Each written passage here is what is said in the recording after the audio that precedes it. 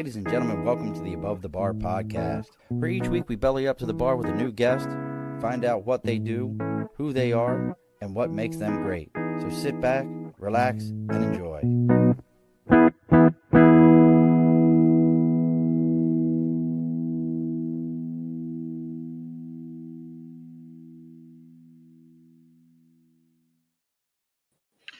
Alrighty, folks, welcome back to the Above the Bar podcast. It's your host, Sean.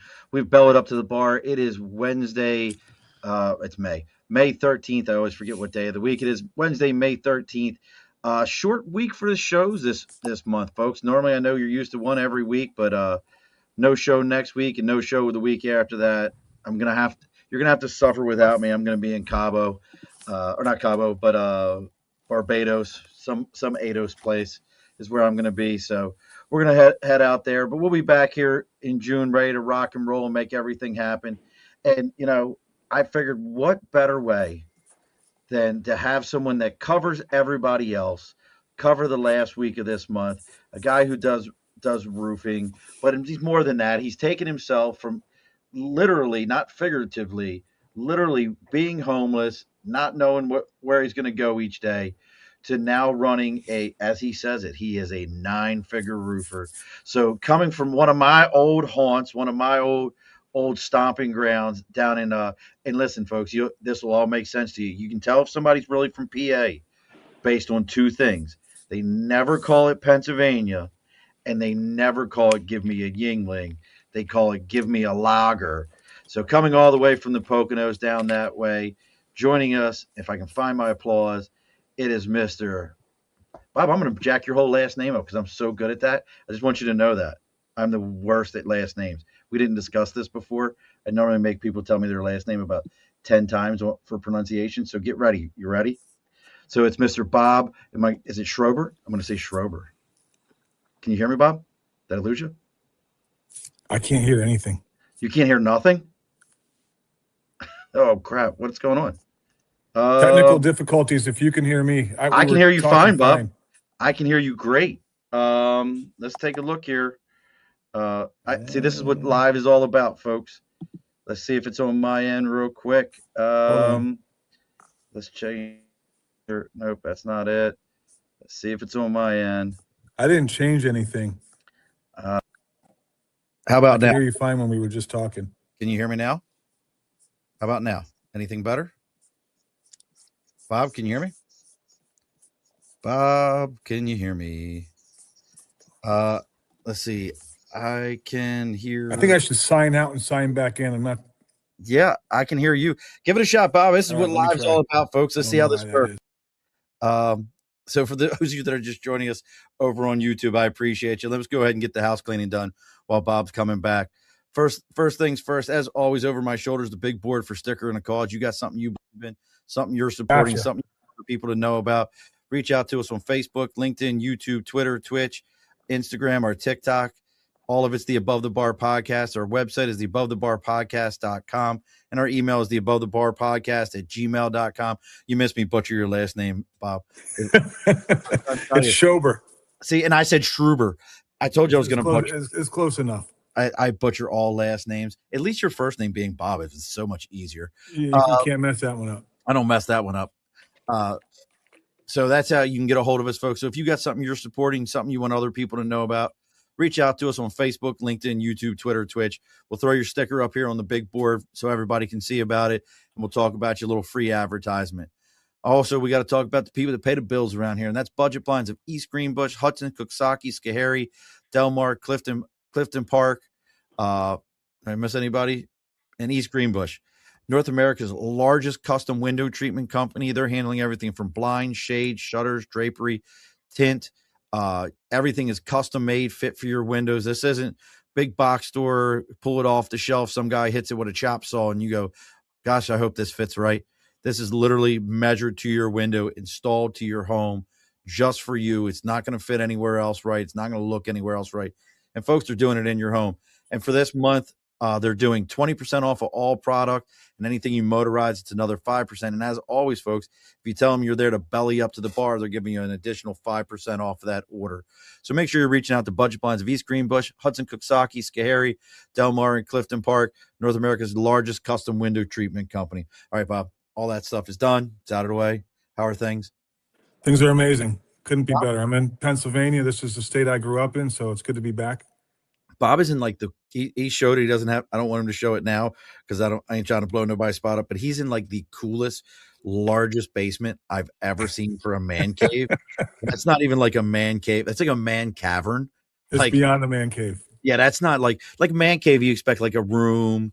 I've got my high school jersey up on the wall or something silly like that. Like that place is it's cavernous almost. Like it is. You've got soundproofing panels in the ceiling. Here. I mean, that's incredible, brother. That's kind of sick. Yeah, that's wild. That's absolutely wild. And look, folks, as we're going through this, Bob and I are going to talk about, the understanding of going from nothing to something. How do you make this happen? So if you've got a story, you've got a question, maybe you're going through a situation yourself right now, make sure you're dropping those things into the chat so we can talk to you about it. Also, folks, as we're going through it, make sure you're giving this a like, share, follow. It may sound cliche, but truly, truly does matter in how things start. So let's start at the top of it, brother. Like you were legit homeless. Like we're not talking like, I didn't have anywhere to sleep tonight. Like you were homeless. I mean, I had a van. So let's be clear. Okay. I was homeless on wheels. Was it down by the river? That's what I need to know. No, it was, a lot of the time was spent in Santa Cruz, California. Down by the beach, and I was kind of bottoming it out and grandiose at the same time. I have this like old school Italian mother, right? My grandparents are from Italy. My mom was, I'm 53 years old. She still thinks I'm 15, right? So, are you the oldest grandchild? No, I'm the baby. Okay, fair enough. It's got to be one extreme or the other for it to work. Yep. And so she, even back then, and this was like the mid 90s, like 94, 95. I was like 23 years old, and she had an 800 number for me because she always wanted to know that I was okay and where I was at, right? And I'm living in a Volkswagen. I was on emergency food stamps in Santa Cruz, California. You didn't have to have a home. So I had to draw a map to where you slept. And, I would be like, yeah, everything's great. I'm living by the beach. Couldn't be happier. I'm in California, so I had this way of making my life seem way better than it actually was. I was coming apart at the seams. So I lived like that for probably close to a year. Damn. That's a long time like that. That is a long time. I mean, no, but let me ask this question though. So the other, I think there's a positive in anything. Like it's once you're at the bottom, it's easy to see the top. But sure. But the other side to it is the resiliency. Like what are some of the things that for you now as an entrepreneur that you realize through that you're like, hey, I've taken this skill from here and moved it to here? That's an interesting question. I feel like, I'm celebrating 29 years sober at the end of the month, right? Nice. May 31st, 29 years sober. And I'm bellied up to the bar as we speak, and I'm free from the obsession to drink. So that's a beautiful thing. When you're living like that and when you really don't know where your meal's coming from or you have a hustle inside you, right? Like you got to work it's a lot of work to stay high and to stay drunk and to stay homeless and to keep gas in a vehicle. And I was in Santa Cruz at the beach. They have all the outside showers where you shower off where you're, when you get out of the ocean, right? So that was the shower. And then I had the van. I had a 1974 Volkswagen bus that I lived in. And there was a bunch of other people, and it was our own little community by the beach. We parked at a place called Greyhound Rock, just north of Santa Cruz. And it's kind of the same fire and the same hustle, I think, as an entrepreneur, believe it or not, right? Like I have in the state of Arizona, our company has over 200 sales guys. I would say 60% of those people are in recovery. And I would say that probably 100 of those people have done some amount of time in either jail or prison and now are sober and their lives are together, right? And I think when, and it's really an incredible roofing and the trades in general, in my opinion, if anybody, needs to make a change or wants to make a change or wants to make more money, I believe there's just a ton of money in the trades. 100%. Um, our best guy last year, our best guy who's, not an owner, he's part of the team and a major part, brought in over $1 million in his own pocket. And I had 6 sales guys that made over 600 grand last year. Wow. So, and if you added up the prison time of all of them, it was a lot, right? But they're sober, they're leading great lives. We're kind of selective on what the charges were. I like drug addicts and alcoholics that are in recovery that got their life together. Man, my favorite guys are all drug addicts and alcoholics. Yeah. You can have it, like I said, that's for a guy who understands and sees past it. That'd be an amazing T-shirt. Like my favorite guys are drug addicts and alcoholics. Yeah. But that in and of itself, to be able to see that beyond that, brother, that I give you all the kudos in the world, because a lot of people can't see beyond that somebody, and this might be an odd way that I look at that, because I will tell you, one of my best sales guys is exactly the same person who's 8 years sober. And you see it, if you're smart, you see it and you go, well, anybody that can dedicate that much effort and pull that thing out of their life, they now have an opening, and they figured that, like, you're that opening, this is that opening. If they put that much effort into that thing, imagine what they can put into you. Yeah. We have a pretty amazing culture, right? When you have like that many people doing the right thing and doing like really some amazing things, it's kind of crazy. Like, and even now, I mean, kind of getting sidetracked here, but a couple years ago, I had a guy come over from another company. He's become a very good friend of mine. I love working with the guy. He's definitely one of the rock stars in the company. And he knew of this guy named John Jackson that he followed on Instagram, that he was like, I really want to meet this guy someday. And the private equity, we sold the bulk of our company to private equity in 2022. That was kind of a big exit for me. And the private equity company has been good to work with, right? It has, I hear a lot of horror stories, but for us, it's been a good experience. And we had the ability to, we talked to private equity and we're like, hey, we have the opportunity here. In the prisons, everybody has tablets, right? And so we had the opportunity to build an app on the tablets in the prisons. And it cost us like $100 grand, and the private equity cut the check, and we got the curriculum made, and now we're on the tablets in literally like hundreds of prisons. And we are like a couple months ago, and we're doing this now, it's kind of regularly, where there's actually like Zoom calls in the prison with like 30 dudes who have went through the course, and we're practicing the sales pitch, right? Like, it's kind of next level stuff. And so we just launched a program last summer, and so far we've had 12 people that have come out that are being very successful at the company. So it's what is the app? Like I don't, it's called, so on these tablets in prison, the app is called From the Yard to 100K. And we got about a dozen of our dudes who have done a lot of time that are absolutely kicking ass in life, right? They're buying big houses, dream cars. Like, they've been selling roofs for a few years, out of prisons for a few years, and they're really paying it forward. It's kind of like a movement, right? Like, we have guys that buy vehicles for guys when they get out of prison because somebody bought a vehicle for them. And when those guys get going, they start making, a couple grand a week, few grand a week, then they're doing that for the next guy. So it's kind of like just this paid forward down that, it's got a ton of momentum. And I don't talk a lot about that always, but that's phenomenal. It's phenomenal. No, you need to talk a lot about that. Yeah. Listen, don't be humble about something like that, because myself personally, I'll tell you, one of our first guests that we ever had, wasn't first, but he was within, I bet you it was within the first several months that he was on here, and he's got his own documentary on Netflix, spent 16 years in jail. Like, one of the real, like, didn't commit the crime and was in jail for 16 years for a rape and murder he did not commit. Holy shit. And, he'll tell you, almost died several times. I'm trying to find the correct name for the documentary, but 5 times he almost died in prison because the guards, the COs, told the people that were there that, oh, he committed this crime, and he never did. So people thought, well, you're a murderer, you're a child murderer. So when I hear stories like this, so I'm very like, one of these guys who like, I never understood the prison system myself because they don't understand. We tell her, if you got kids. Yeah, I got 4. So you're almost to me. I got 8. We're almost there. We'll get. I'm done. I'm 53, dude. No more kids for me. I was 40 when I had my last one. But one of the things they always tell us with your kids, after you discipline them, let it go. Right. Don't.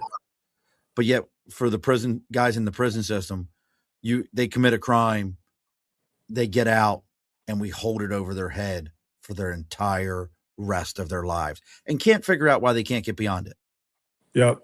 You know, it's one of these, like, I don't understand situations. So man, that's huge. When I hear stuff like this, I love hearing it. I love, when guys are doing it. You should be talking about that every single day. We have a YouTube channel we started maybe like a year and a half ago, and we haven't been doing a lot lately, but it's called Redemption Blueprint. And every week we would feature somebody else that got out and had transformed their life. So it's still up, but there's a lot of good videos on there. Yeah. Well, so my buddy Jeff is now also, because of that, he's now a lawyer that defends. He went and got his law degree and defends people who are in the same situation. That's amazing. So, I mean, going back, we're going to roll back because that's an awesome story, dude. That gave me chills. I love that. That gave me chills. And again, folks, if you want to know more about what Bob's got going on, you can find him. All of his social media is the same. It's at the number 9 figure roofer. If you look it up on any of your social media, Instagram, TikTok, it's all the same thing. It's at the number 9 figure roofer. See what he's got going on. If anybody's out there watching, you got questions, please let us know. So going back to this, so we spend a year. We're homeless beach bum. we're a homeless beach bum for a year. Showering at, like, if you're going to shower, at least you're at good beaches to do it. I mean, let's be realistic about it. Yeah. What was the switch, man? Where did you flip the switch and go, yeah, I can't keep doing this? I was just bottoming out mentally, emotionally, right? Like I had nothing going on in life. I was a pretty broken human being at the time. What do you think? Go back for a second. Like, you can't just be a broken human being. Like, we don't end up in a bus. Like, what happened? Are you comfortable talking about that? Yeah. Dude, I don't really have a whole lot of secrets in life. I mean, I had great parents growing up, right? And then when I was like 8, my dad split. He was gone for a couple weeks, came home. He says, hey, I'm home for good. We messed up. We're going to fix this. Left again the next day, gone for a month, came home. I'm definitely home for good this time.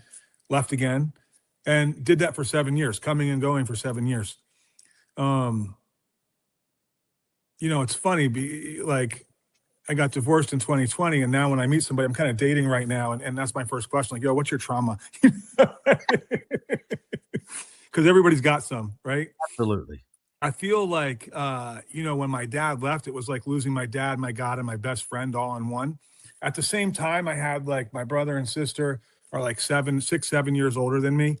And, they were starting to talk about smoking bowls and smoking weed, or, and there was like a couple kids in the neighborhood that I hear them talk about that. And I remember being like 10 years old and getting a book out of the library on drugs, and it had like people sniffing glue. And I was like, I'm going to sniff model glue. Right. And like at an early age, I started doing whatever I kind of could to get out of myself. I think, from the first time I smoked weed, I was probably 12 or 13. And I was smoking weed every day after the first time. Right. Wow. I kind of have that personality, which is good in business. Right. When you have a goal and, like, you're on fire for something, like, I'm sprinting and I'm not stopping till I get there. But yeah, that was kind of, that just kind of like, it kind of shook the foundation. Right. I would hear my mom crying in her room, whatever. I felt like this perfect kind of family that we had just came unglued. And like I said, I started early. My first I ran away from home at like 15. And I got picked up by the police. I only was like 60 miles away. I was sleeping in a shed. It was November, so it was cold in Pennsylvania. I went from Harrisburg to Reading, which is where I was from originally, and we were living in Harrisburg at the time. Police picked me up, and I was doing anything to get high, and ended up in a rehab, and then got sober for a little bit. I'm like, I'm too young to be alcoholic. I'm not going to say I'm a fucking alcoholic. I'm 15 years old, right? And then kind of like in and out of AA meetings and all that. And then just got, I got to that point where had periods of sobriety, and I would talk myself into, hey, I think I can go do this like a normal person, right? And lo and behold, I happen to have this phenomenon of craving that develops once I have a drink, that I have really probably little control over the amount that I take, right? And I don't know what's going to happen. I could wake up in some place, I don't even know where I'm at, right? So that I kind of have that thing. If there's a gene, I got it. So I got sober in May 31st of 1997. I was 24 years old, not quite 25, and I haven't had a drink or a drug since. I threw myself into Alcoholics Anonymous. I don't go like I used to, but I definitely hit a few meetings a month, and still got a sponsor, still help guys when they ask. And, I feel like it's my job to give back because it's given me a beautiful life. Dude, that's an incredible story. That's a movie.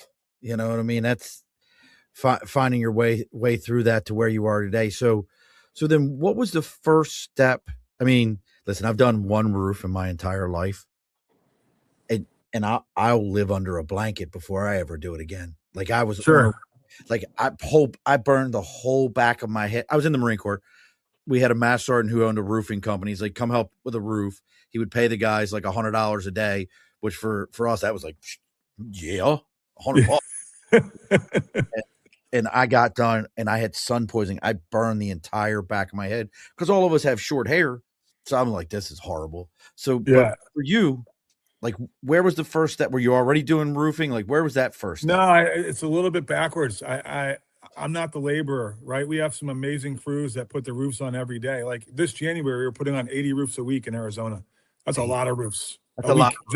Just Arizona, and we're in 20 states. I was a door-to-door guy, right? So, I mean, it wasn't, my history wasn't, I had a little painting company when I was like 20 years old, right? Like it was, I did a little bit of construction here and there.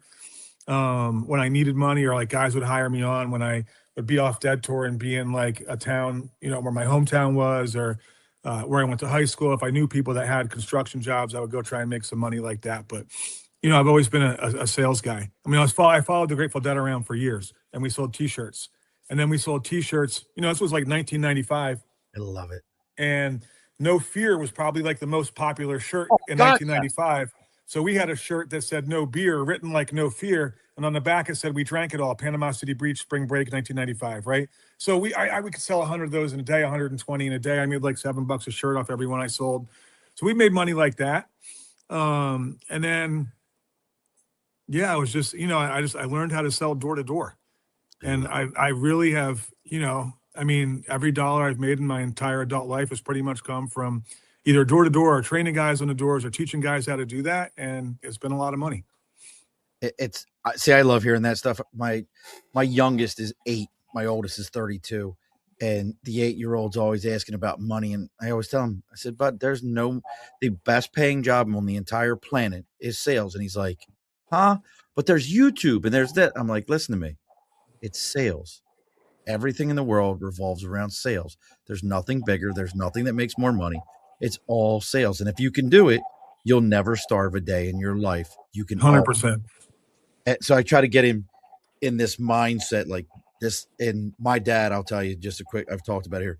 My dad, Bob, was the greatest salesman I've ever known in my life. By far, bar none. He used to work in a Sears Brand Central, what they called a C store, which is the small Sears, and do over $1 million in product a year selling appliances. It's awesome.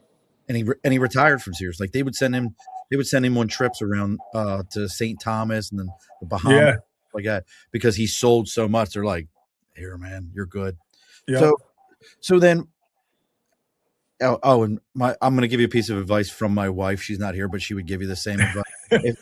If you want to know what their trauma is, you can judge it by how thin the eyebrows are. The thinner the eyebrows, the crazier the woman. That is a fact. Right now, you're going through your head and you're thinking about every woman you've ever been with that you no longer mess with. And you're like, they plucked their eyebrows. Their eyebrows were super thin, aren't you?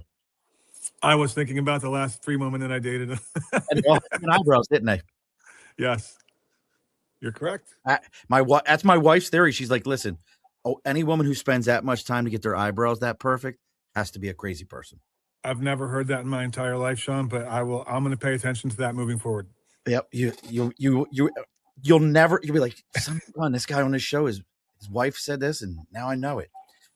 So when did you make the leap from, the door-to-door side to it, though, to owning your own thing? When did that happen? I've always been an entrepreneur. I started an energy drink company with some friends Oh, that wow. went under, but that had like a little bit of runway for a while, called Saco in Arizona. I owned like 10%, a bunch of my friends did. And then we had like an investor, and one of my good friends was kind of like the president. And, I went from that to trying to do a .com. We had a product called Cartfly where we were like the first people to give them the ability to sell stuff through their MySpace page. And we had good traction on that. We didn't have any revenue built in. We were giving it away for free, but we had tons of users. And then the market crashed in like 08, 09. And all of a sudden, the model of having a lot of eyes kind of went away, meaning like MySpace sold for 534 million. They weren't making money. YouTube was losing $1 million a month in bandwidth or in whatever when they sold.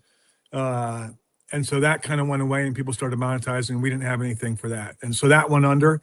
I'm like, okay, I'm going to go knock on some doors again. Meanwhile, I had a friend in Colorado, Scott Riopel, who owned a company in Colorado called Interstate Roofing. And he opened up in Kansas in 2011. We worked this big hailstorm there. And so I went and spent 4 months in Kansas in 2011, and I did well. And I'm like, I just learned, I can make an easy 6 figures a year doing this. And I can teach all my friends in Arizona that might have a little bit of a checkered past, that might not be able to get the great job, how to do this as well, right? Because you just need to be a good talker.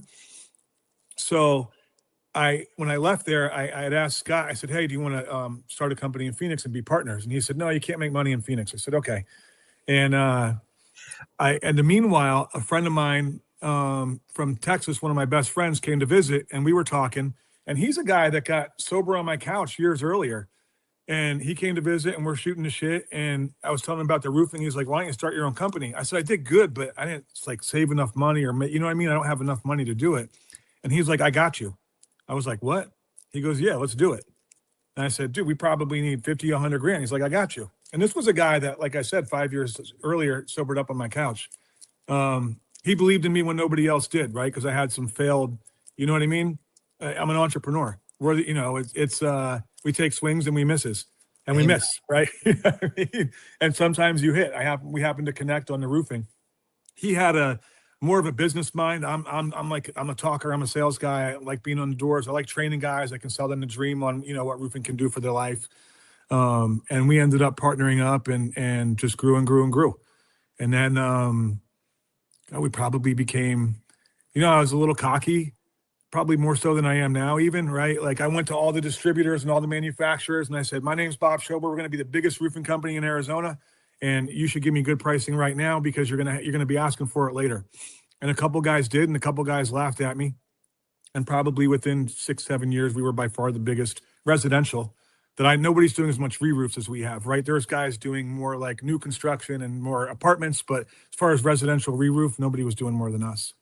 And we got to a point in 2021, we did like, it was interesting because COVID hit, and I'm like, everything could fall apart. I mean, I'm getting divorced. I'm raising 4 kids half the time on my own. Now COVID hit. Are we going to lose work? And they deemed us like a necessary business or whatever. Construction is with that essential business. And it just took off, right? And we had already been growing. We went from 11 million to 19 million to 32 million.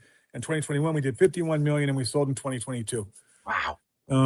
And that was, I said this the other day, but the best thing, in my opinion, about like having an exit like that is being able to do it with 2 of your best friends. We added on a third partner who didn't jump in when we first started, but he came on board and, earned his ownership over a 5-year period. And we all got to exit together. And, it's an amazing thing. You got like, a couple guys that if you looked at our lives 10 years, 20 years earlier, you'd be like, there's no way this dude is going to be successful. But yeah, we did it. And, I think like for me, business wise, I know what I'm good at and I try and stay in my lane. Sometimes I get out of my lane, but I try to stay in my lane. And all 3 of us each kind of had our own thing, right? Like Matt ran the books and Matt was kind of the businessman. And I was like, the sales guy and, Colin was the systems, right? And so between the three of us, we had a pretty complete company, and we just grew and grew. Wow. Again, folks, if you want to know what Bob's got going on, it's at the number 9 Figure Roofer. Brother, that's an incredible story. Like you, and as I'm hearing you, I'm thinking about the things you've already said to us about, it all, the bottom was out of it. You were done. But it's interesting that, and this is kind of your vision as an entrepreneur. It isn't about, let me have the flashy car and let me have this and let me show you all these things that I can do. It's about the impact you can make on other people's lives. It's that hand down to bring somebody up each time. That's what it sounds like when I'm hearing from you. Am I on the right page with you? Yeah, and you got to be surrounded. You hear often like you are who you surround yourself with. Amen. Yes. And I'm a huge proponent in that, right? Like I would not, me without the guys would not have gotten nearly as far as I did with the guys, right? Like all of us complemented each other really well in what we did. And I think that's necessary. If you have two guys that are great at the same thing, one of them is unnecessary, right? I'm not saying you can't go do something with your buddy and have a lot of success, because you can. Right.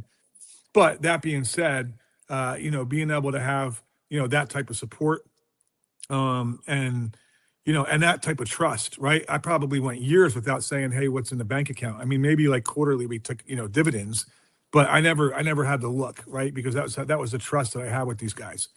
Yeah, that's amazing. I'm super grateful.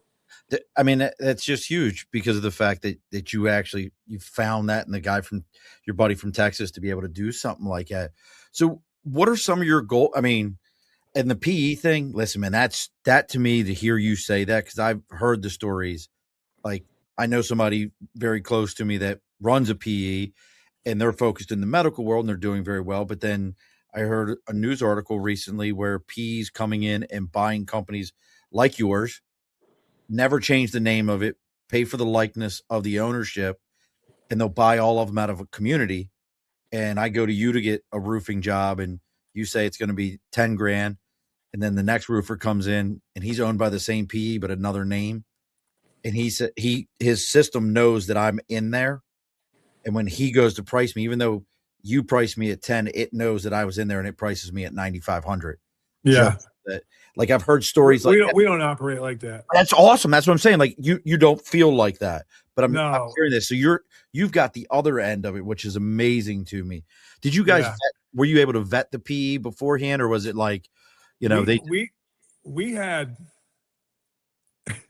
luxury problems. We had a couple that liked us, right? Like we hit the market and the first offer came in and it was a lot of money and we didn't take it.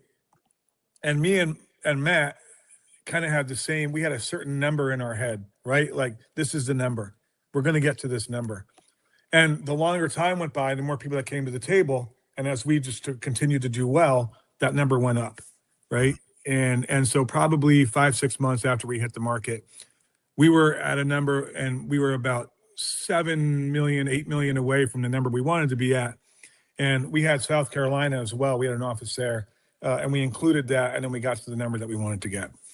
So, wow, dude, listen, I love this stuff. This is one of my drugs, is hearing things like this and how people can get to those numbers and do those kind of things. So now, are you still selling and doing the roof and involved in that at all, or are you able to fully? No, I mean, I've never really stopped doing that, but that wasn't my day to day. When you have, when you have 100 sales guys, you're not out there. You're in the trenches, right? You're doing that kind of stuff. I mean, you're like, I'm really big on like goal setting and manifestation, right? Like, I was homeless in that Volkswagen. I had one book and it was Think and Grow Rich. And so I've been into like manifestation for, forever. I believe you have to know exactly what you're going to get and that is coming no matter what. You know what I mean? I live by that stuff. Like the law of attraction is incredible. And if you're negative, then you're going to attract negative. And if you're positive, you attract positive, right? So it's not hard to cut the fat in your life if you just start thinking positively. It'll go by the wayside. Isn't amazing? Well, it's so one of the books that helped me along the lines was Rich Dad Poor Dad, Kiyosaki. And for me, I'll tell you what got me was the E versus O, employee versus owner. Yeah. What really made more of an impact is in the Marine Corps, we call them E's are enlisted, O's are officers. And they have a completely different mindset than we did. And that shift, reading his book did the same thing for me. I was like, oh, well, shit, I need to change my mindset. The 5 people you hang out with are the sum of who you are. That stuff is really important. I spent quite a bit of time over the years, like even like a core group of the sales guys would come to my house every Thursday, and we would do like, we would either do some like Joe Dispenza stuff or something that had to do with manifestation. I don't know who that is. Joe Dispenza is a dude that was a chiropractor in California. He was in a triathlon. He got hit by a Jeep. They said, "You'll never walk again." And he's really big into like quantum physics and that kind of stuff. It's kind of new agey, but I love that stuff. And it's worked for me. And everybody I know that has some level of success thinks like that on a certain level. Do you know what I mean? Absolutely. Yeah. Like, it's much, I've learned that for me, it's just much easier to stay positive. I'd rather be happy and stay positive than just a miserable bastard that no one wants to be around. Mom, I'm beachfront living when I'm in a Volkswagen bus on food stamps, selling them for 50 cents on a dollar. Like, I'm going to find a way to be happy with this. So now that you've got this, freedom, we'll call it, with the exit and with everything you got going on, what's the new goal? 5 months ago, I started 9-Figure Roofer, right? I started thinking about that. I spoke on a panel in Dallas. We spoke on a $1 billion roofing panel, and it was me and 3 other people that combined our revenue for the year was $1 billion. And I started thinking about that's when I started thinking about 9-Figure Roofer. I launched the channel in December 4th. This is a good story. So when I was living in the Volkswagen and selling food stamps for 50 cents on a dollar and doing whatever I could to kind of get by or talk my way into whatever kind of situation I was, when you get sober, you make a list of everybody you harmed and then you go clean it up, you make amends, right? In this scenario, I figured there's a ton of people that I'll never know who they are and I'll never be able to make an amends to, right? Even going back to when I was 15, growing up in Mechanicsburg, Pennsylvania, and we would run in people's open garages at 6 p.m. And if there was beer in there, we'd be on our skateboards, run in, grab the beer and skate away, right? And go to the woods. That happened every day, right? So there's all that kind of stuff that I can't go fix, right? So I figured that I got a buddy who's big on watches online. He goes by Vukum. His name is Tyler. He's super popular. And we were gambling in Vegas during F1, and he taught me how to play Baccarat, and I won 10 grand in like an hour. I'm like, I love this game. And I went back to AZ, and I'm like, I'm going to give this money away, and I'm going to do that to amend all the people, because I made all my other amends. I already cleaned up the past years ago, but there's this bulk thing. So I went home. I got a couple friends of mine to join me. I made a big cardboard sign, and it said, reverse spare change. Honk if you need help. Happy holidays. And I stood on the corner in Mesa, and people honked, and we gave away money. And in a 2-day period, I gave away that $10,000. And my friend Matt, who I wouldn't have been in business with without him and wouldn't have succeeded like I did without him, was coming to visit the next day. He's like, dude, I saw your videos. I threw some of the videos on TikTok and, Instagram. So I saw the videos. They were awesome. I said, bro, grab 10 grand. I'll grab 10 more, and let's give away 20 grand while you're here. He's like, I'm in. So he comes, he brings 10 grand. I grab 10 more. And we start doing some different stuff. So we go from reverse spare change to knocking on doors, because the company had a good year. I think people thought I was giving away company money, but I was giving away my own money. I can't give away PE money, right? And started knocking on doors. And this was cool. This is what changed me, right? This is where it really kicked in. So I knock on one door, and if you go back to the beginning of the videos, you'll see that. This lady comes. I'm walking up. There's these 3 kids outside. I'm like, hey, is your mom home? They're like, yeah, you can knock. I knock. She comes to the door. I give her $500. I said, are these your kids? And she said, just one, not the other 2. I gave each kid $100.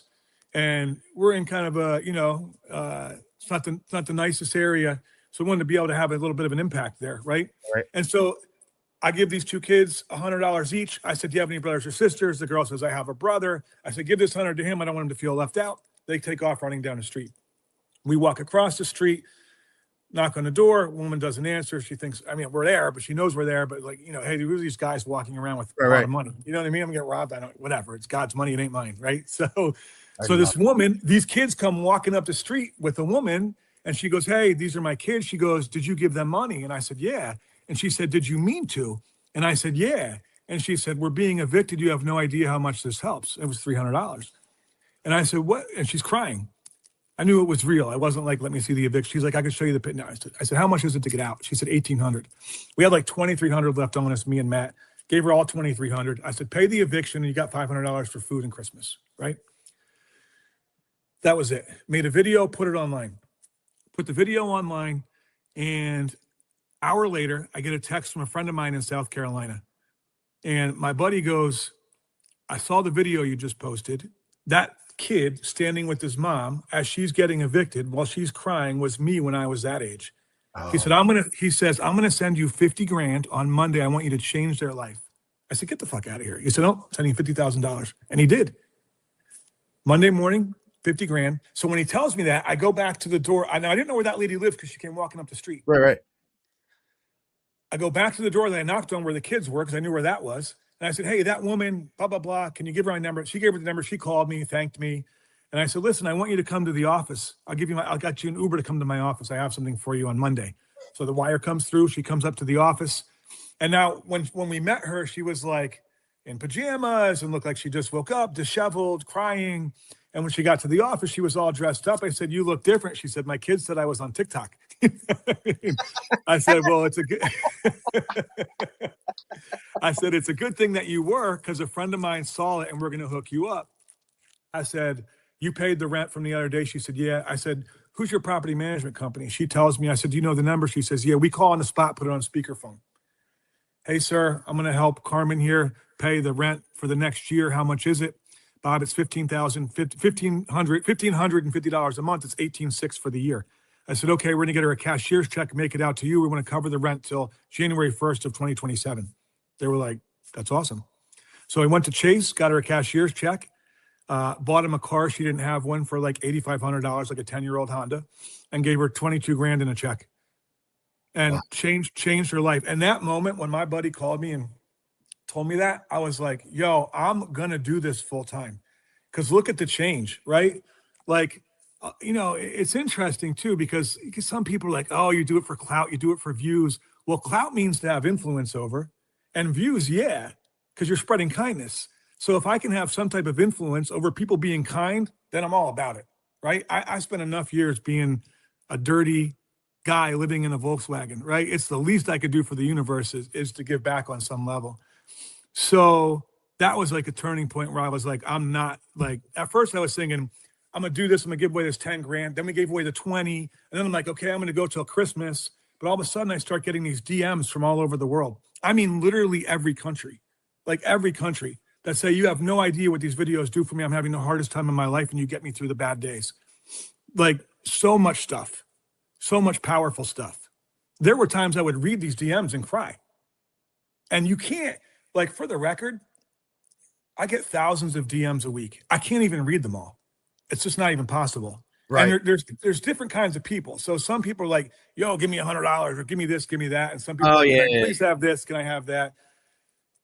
Then you have people that are like, I love what you're doing and I want to help. And then you got people that are like inadvertently, business. Like we had like hundreds of applicants from around the country that applied for jobs from seeing the videos because they love the company and the work that we're doing. You know what I mean? Which was an unintended, inadvertent consequence of being kind, right? I wasn't thinking like, hey, this is going to help like that. You know what I mean? I'm at a point now, and then some people think you make millions off the views, right? Dude, I've been doing this for 5 months. I have over 500 million views. I have 1 million followers if you across it on all platforms. I think I make like 9 or 10 grand a month off the videos. I give away $35,000 to $40,000 every month. So it's nowhere near, and I don't care if it gets there or not. I'm not going to stop doing it because the impact is too big. You know what I mean? And I'm sure someday it'll catch up to itself, but like, it's changed me. Like real philanthropy has changed me. I'm not the same person I was 5 months ago. I started thinking like the way you look at like the world changes. When you really start getting into I'll go anywhere. I'm not afraid to go anywhere. You know what I mean? I'm in Arizona. I'm covered with tattoos, and everybody in Arizona has a gun. You know what I mean? So you're not. It's not like you're in California where you're going to get carded. You know what I'm saying? It's not. Different. It's not the same. So when I started seeing the impact that it was having on everyday people, I started having these experiences. And you watch some of the videos. Like there's a lot of tearjerkers in there. You know what I mean? And I started seeing the effect. I'm like, all of a sudden, like, what's important? Do you know what I mean? I would rather have impact than this or that, right? So in some subtle ways, I've been like, the importance of things has pretty much disappeared. Do you know what I mean? I still have nice shit, right? Like I have my dream cars and I have a beautiful house and whatever, but I don't really care about that stuff. Where my brain is at on a daily basis is how can I do more, right? I know that you can try and get sponsorships, and I've had some casinos reach out, and that doesn't really align with my vision. Like, I'm not going to be giving money away. The woman's crying, and I'm like, by the way, play blackjack on a casino. MGA M Grand. Yeah. Right. That being said, I will. I'm sure that stuff will come, and I think what's next for me is a home service company that is built around the brand where we give humongous chunks of profit. Every dollar that I could possibly spend on advertising, I will just put into giving money away. And I mean, we're gritty, right? Like for the roofs, I'll run them through my current company. I'm still an owner and I want that to obviously be successful. But for the other services, I think that's what's next. Home services in general. And then just creating impact. I'm good. I got everything I ever wanted. And now I just want to make big change. Dude, that's awesome. Yeah.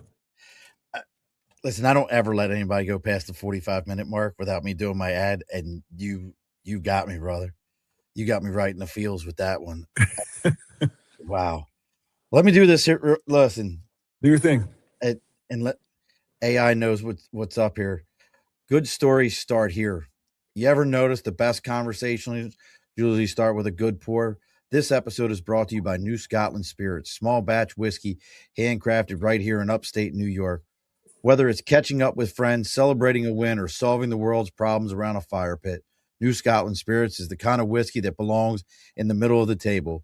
Bold flavor, smooth finish, made with local grain, real craftsmanship from start to finish. Because good whiskey doesn't need to scream for attention. It just needs to be good.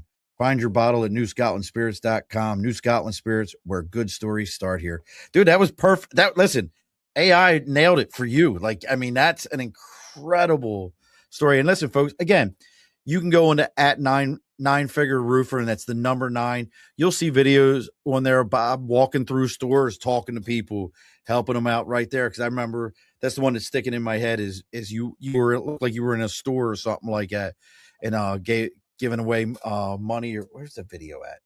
You probably know it better than I do, but there's 400 of them and 90% are in stores. Okay, then that was just me then. Yeah.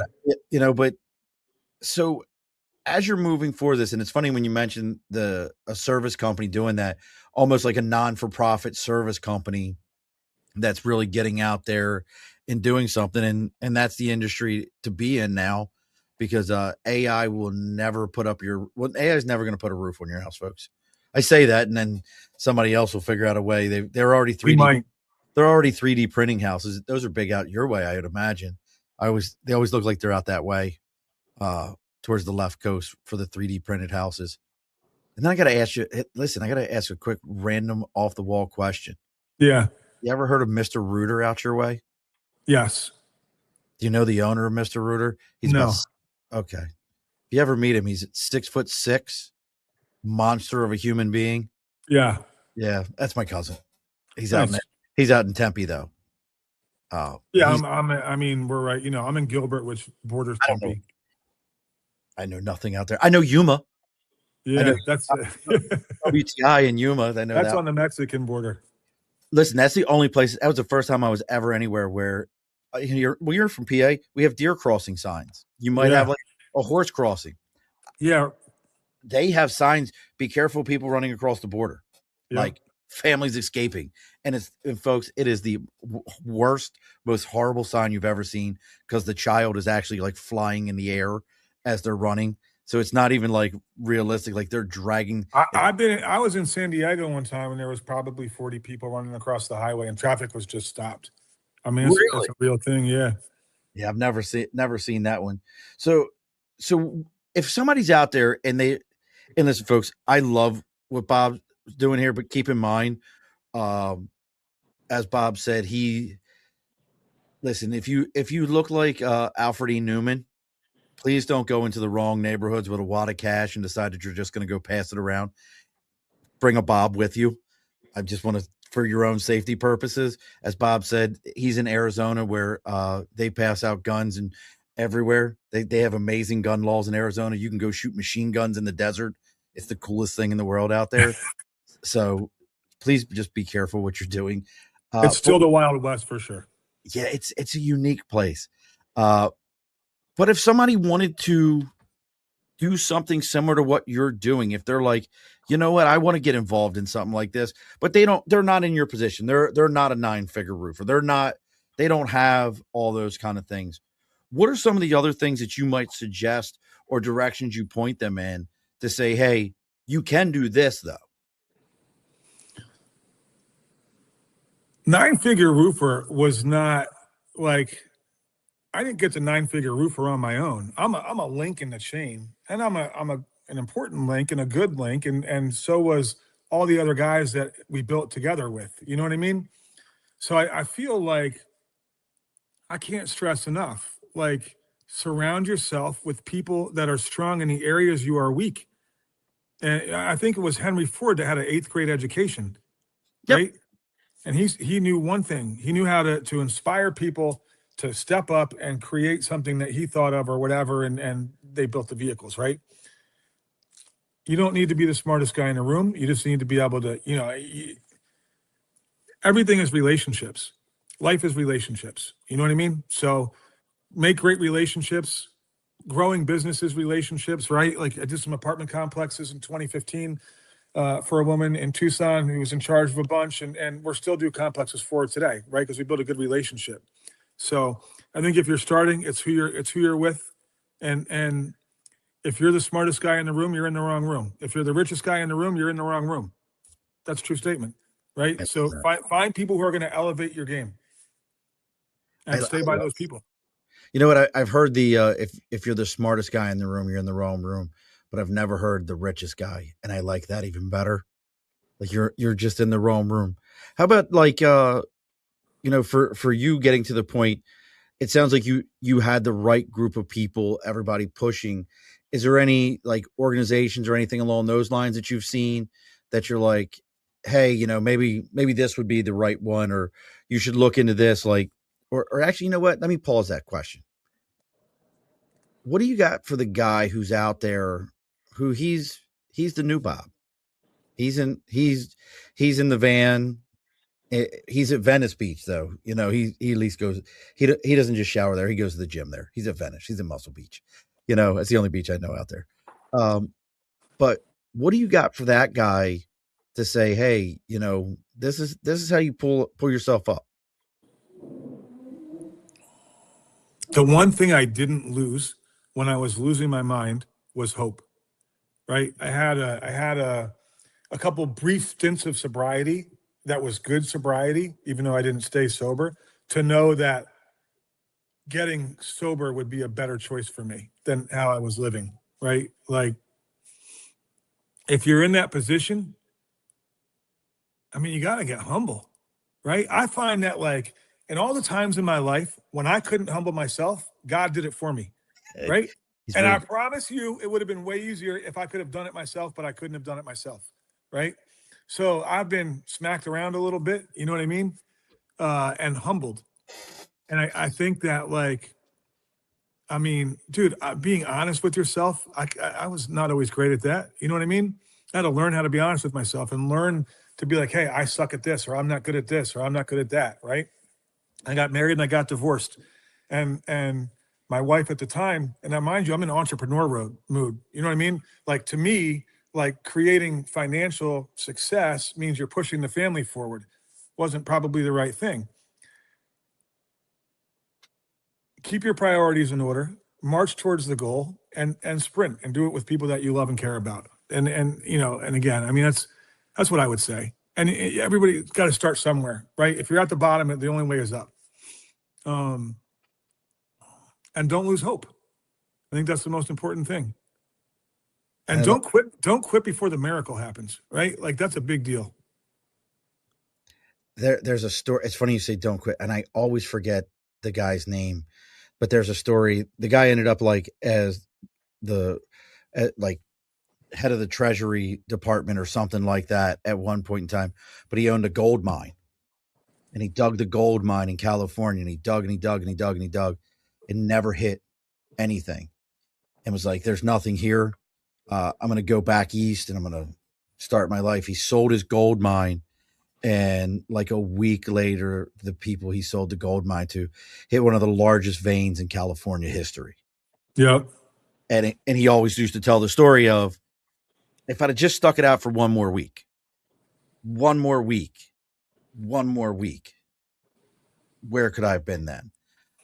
I just heard something on Instagram 2 days ago, and I'm probably going to screw it up. Yeah, but the guy says like a Bulgarian thoroughbred horse on its own can pull 10,000 pounds. 2 Bulgarian thoroughbred horses can pull 34,000 pounds. So the teamwork is, you'll be way stronger when you 2.5 times. Yeah. Yeah. Not twice. Right. Yep. One in a good relationship, in a good partnership, I think 1 + 1 = 3. You know what I mean? Yes. So. Nope, I get it. Now, look, folks, again, one more time. If you want to know what Bob's going on, get involved, see what he has happening. Again, it's the number 9 Figure Roofer. You can find him on Instagram. You can find him on TikTok. And we are hiring. If you go to roofcareer.com, just www.roofcareer.com. We're in 20 states. We're hiring in 20 states, and we train. If you do what we tell you to do, you'll be successful. Is it mostly? Is it when you say your guys are hiring? Is it like guys up on the roof? Is it sales guys like you? It's sales guys. Sales guys. Yep. So I probably should have asked that because I was curious. I wanted to ask it. So did you guys sell for other roofing companies, or you actually had the roofers? Does that make sense? No, we sub out the work. Okay, so you sold the work, and then you had subcontractors that came sales in and marketing. Love it, God. Yeah. Dude, that's the. I didn't want the inventory. We didn't want the inventory. We didn't want the equipment. We didn't want the headache. And look, our subs make an incredible amount of money, right? The subs do really, really well. You got guys putting on 80 roofs a week. I promise. A lot of people are like, oh, the guys up there working. Look, they make us look good, and they're paid well for it. Brother, listen. That gets the second one because that's even smarter. That is the work smarter, not harder mindset. I don't know why my lasers aren't working right now. There we go. That is the true work smarter, not harder mindset. Go out, measure it, sell it, and then let somebody else go do the work. That is genius. Well, look, folks, as I always like to say here, if you found us through Bob or Bob through us, make sure you give it all a like, share, follow. As I mentioned, next week we're going to be taking 2 weeks off. It's the first time in 6 years I've ever taken 2 weeks off. So we're gonna do it, but I'm gonna suffer. If you guys need to find me, I'll be in Barbados. You're welcome to reach out and find me there. I've never been there, so hopefully I don't have to call Bob to come and rescue me in Barbados. I'll be in Costa Rica. So everybody keeps telling me like that's the spot to go now. Is like so many Americans are like moving to Costa Rica. Like it's like the spot. And from they say from Cali, it's easy to get there. Like it's I'm still the beach bum, just not homeless, right? Like now the place on the beach is way nicer.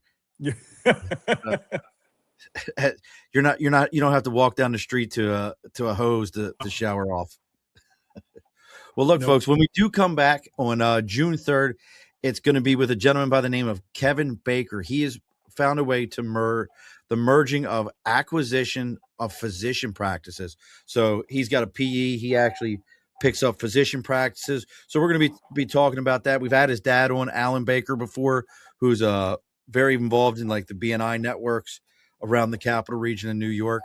You got any roofing jobs up here in New York? You doing it out here? No, we're not. We're not in New York. We're huge in the Midwest, Utah, Arizona, New Mexico, Texas, Colorado, Illinois, Iowa, Georgia, Florida, South Carolina, North Carolina, Alabama, soon to be Tennessee, soon to be Nevada. Tennessee's everything, man. Tennessee's just Yeah. blowing up as a state. But don't log off on me afterwards, Bob. We got to talk for just a moment after the show. No problem. At the end of every episode, the guest always gets the final word. So what's our final word for tonight?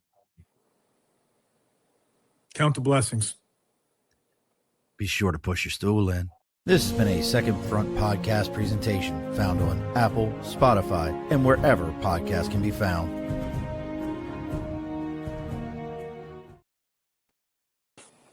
Brother, I got